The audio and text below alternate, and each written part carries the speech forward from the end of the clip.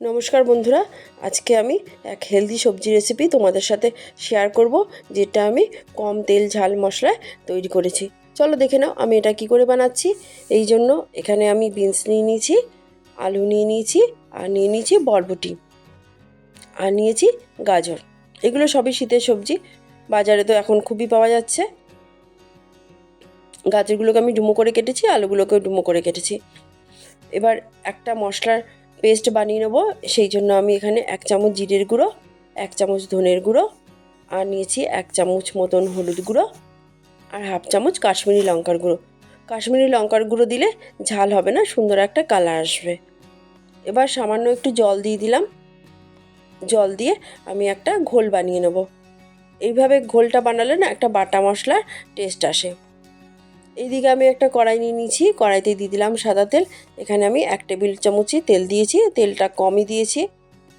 দিয়ে দিলাম সবজিগুলো, দিয়ে খুব ভালো করে তেলের মধ্যে নাড়াচাড়া করে নেব। গ্যাসের আঁচটা কিন্তু আমার একদম কমানো আছে। 5-7 মিনিট মতন একেবারে নাড়াচাড়া করে নেব। 5-7 মিনিট পর আমি সবজিগুলো নামিয়ে নিচ্ছি। এই টাইমে কিন্তু আমি কোনো রকম নুন আর হলুদ দিইনি। সবজিগুলো আমার সব নামানো হয়ে গেছে। ওই তেলের মধ্যেই আমি দিয়ে দেবো জিরে ফোড়ন।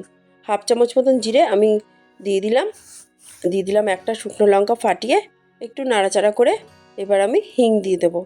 তোমরা যদি কেউ না চাও নাও দিতে পারো, তবে আমি দিয়েছি। নিরামিষ রান্নায় হিং দিলে কিন্তু খেতে ভালো হয়। একটু নাড়াচাড়া করে এবার এর মধ্যে আমি দিয়ে দিলাম টমেটো, আদা, লঙ্কার পেস্ট। এখানে আমি 2টো লঙ্কা, একটা ছোটো সাইজের টমেটো, আর 1 ইঞ্চি মতন আদা ভালো করে পেস্ট করে নিয়েছি, সেটাই দিয়েছি। দেখো তেল ছাড়তে শুরু করে দিলে যেই মশলা ঘোলটা আমি বানিয়েছিলাম সেটা দিয়ে দিলাম। দিয়ে খুব ভালো করে সবগুলো মশলা একসাথে কষিয়ে নেব। দেখো মশলা কিন্তু আমার কষানো হয়ে গেছে। এবার দিয়ে দিলাম ক্যাপসিকাম। একটা ছোটো সাইজের ক্যাপসিকাম আমি এর মধ্যে দিয়ে দিয়েছি। দিয়ে খুব ভালো করে মিশিয়ে নেব।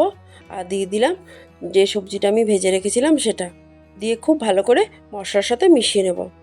দেখো আমার এদিকে মেশানো হয়ে গেছে। এবার আমি নুন দিয়ে দিলাম পরিমাণ মতন, দিয়ে খুব ভালো করে মিশিয়ে নিয়েছি।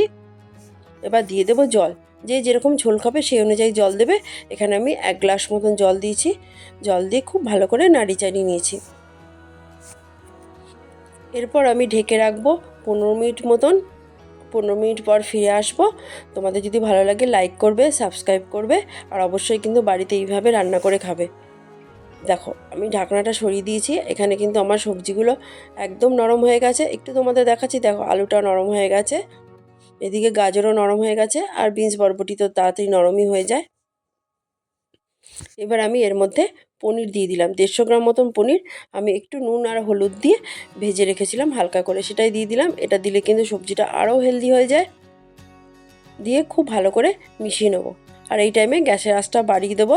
3-4 মিনিট মতন ফুটতে দেবো।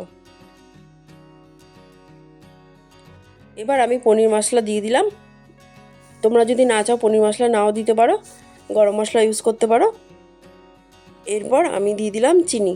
এখানে আমি হাফ চামচ মতন চিনি দিয়েছি। দিয়ে খুব ভালো করে মিশিয়ে নিলাম। আর দিয়ে দিলাম সামান্য নুন। নুনটা আমার একটু কম মনে হচ্ছিল বলে আমি নুন দিয়ে দিলাম। দিয়ে খুব ভালো করে মিশিয়ে নেব। আমার রান্নাটা কিন্তু কমপ্লিট। 10 মিনিট পর ফিরে আসলাম। দেখো 10 মিনিট পর সবজিটা ঠিক এরকম দেখতে হয়েছে। আমি একটা বাটিতে সার্ভ করে দেখাচ্ছি। তোমাদের ভালো লাগলে অবশ্যই লাইক করবে, সাবস্ক্রাইব করবে, আর বাড়িতে কিন্তু অবশ্যই এইভাবে রান্না করে খাবে। খুব হেলদি এক নিরামিষ সবজি, যেটা কম তেল ঝাল মশলায় আমি তৈরি করেছি। ব্যাস, টাটা, বাই।